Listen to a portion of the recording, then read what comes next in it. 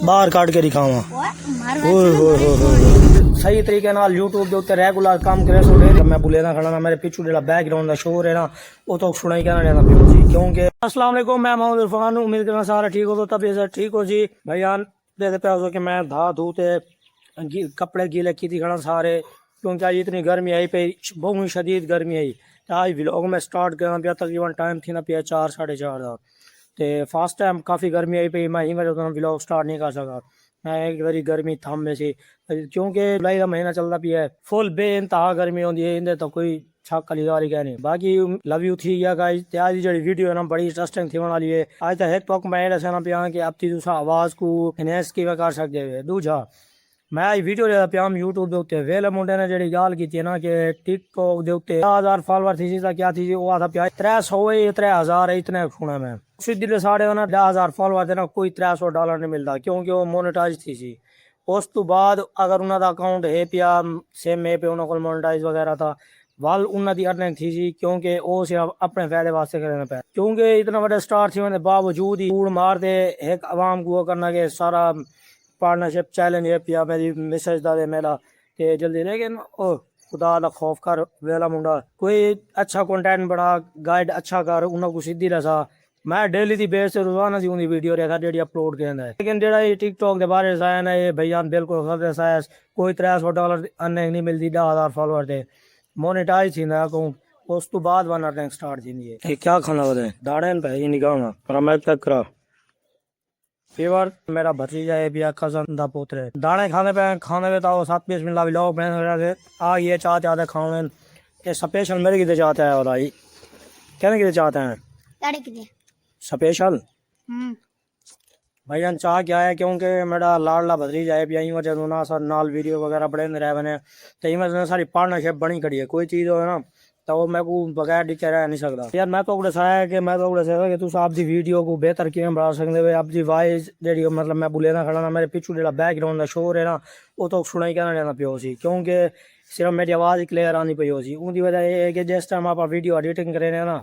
VN CapCut InShot cap दे विच ना उहदे ना रिड्यूस नॉइज़ दा ऑप्शन होंदा है वो ना तुसां ऑन करना होंदा है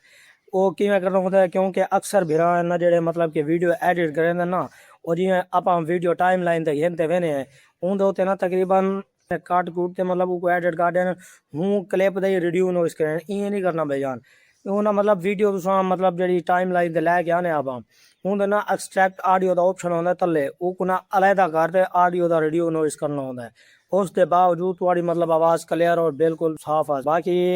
कमेंट है मैं को लाजमी दसा है अगर कोई सवाल पूछना हो तो मैं कमेंट ला सकते वे तुम्हारी सपोर्ट नाल ही मैं उत्ते मान सकना वीडियो को लाइक शेयर लाजमी कराए कमेंट लाजमी कीता करो एक लाइक भी वीडियो बनेगा ना तकरीबन काफ़ी 7 तो 8 घंटे लग गए ने 10 मिनट का क्लिप बने दे जिमें मैं बाहर आया खाले दे कुछ मछलियां वजन तो मछलियां पकड़े ने वजन दिखावा कित्थे न मछलियां हैं पे कोई छोटे छोटे हैं दिखावा बाहर काट के दिखावा मछली तो बड़ी जबरदस्त है गाइस मछलियां तो चंगिया पकड़ी हो चलो कोई नहीं 2-4 भैया पकड़ो दे दे भाई गए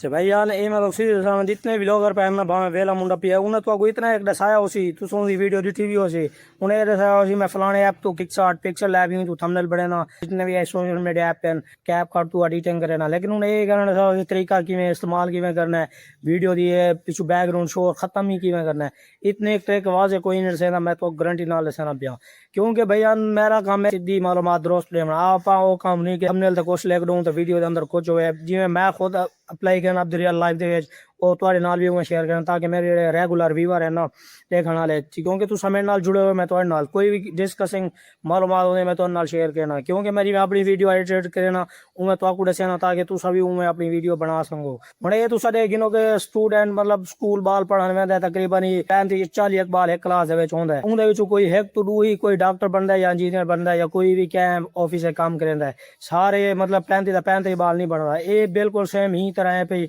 अगर सही तरीके नाल यूट्यूब के उत्ते रेगुलर काम करे सो डेली दी बेस तुसा वीडियो बने सो तो वाल वांग के कोई ग्रोथ तो आपको मिल सी ना तो अदरवाइज इवें हफ्ते दे विच एक दो बना दित्तियां या महीना डेढ़ काम कीता वाल छोड़ दित्ता टाइम नहीं मिलता पिया तो भाई जान टाइम कड्ढना पौंदा है मैं खुद भी टाइम कड्ढना लेकिन डेली दी बेस ते फर्स्ट टाइम मैं काम करना नेक्स्ट टाइम मैं अपनी वीडियो बनाना सोशल मीडिया ते ਤੇ ਉਸ ਇਲਾਵਾ ਜਿਹੜੇ ਮੇਰੇ ਕੋਲ ਮਤਲਬ ਨੌਲੇਜ ਹੈ ਪੇ ਮੈਂ ਉਹ ਤੁਹਾਡੇ ਨਾਲ ਵੀ ਸ਼ੇਅਰ ਕਰਨਾ ਤਾਂ ਕਿ ਤੁਸੀਂ ਵੀ ਕੁਛ फायदा हासिल कर सको। तो कोई भी काम हो भाई जान मेहनत करनी पौंदी है, मेहनत तो बाद ही वांग के उन चीज़ का फल मिलता है। सबर का फल उमें याद हमेशा मिठा ही होता है। हुण ही आग बेवेला मुंडा बड़वानू खिजर उमर बड़वानू जुबैर जैड के बड़वान जितने सोशल मीडिया दस रहा कि यूट्यूबर वायरल थे पैन भैया उन्होंने तो पीछे मेहनत है। तकरीबन ही वेला मुंडे ने तकरीबन स्ट्रगल किया 2016 तो उन्हें स्टार्ट किया 18 के 2 साल के पहली वीडियो उन्हें बन के वायरल थी। उस तो बाद ऐसा ऐसा जिमें मतलब टाइम मिलता गया वायरल उन्हें वीडियो थी ना गए होते गया पिया। तो सेम उसी तरह ही लेकिन डर के आगे जीत होती है तो डरना नहीं है, इंशाल्लाह गाड़ी को स्टार्ट ही रखेंगे। तो बाकी लव यू थी यार गाइस। मेरे को काफ़ी सारे कमेंट आए बयान जी मैं पिछले जो 3 व्लॉग अपलोड कर चुका हूँ। नेक्स्ट वीडियो थी वाली हो Q&A थी वाली है। मैं सारे दोस्तों जितने मैं कमेंट किए थे उन्होंने रिप्लाई देने वाला। तो ये वीडियो तले जल्दी जल्दी कमेंट कर दिया ताकि थोड़े नेक्स्ट कमेंट का मैं जवाब दे सका। तो लव यू थी यार गाइस, इंशाल्लाह मिलते हैं नेक्स्ट व्लॉग। आज दी वीडियो इतना ही है। हुण फिलहाल मैं थोड़ा जिहा कम आ गया मैं पे बाय बाय।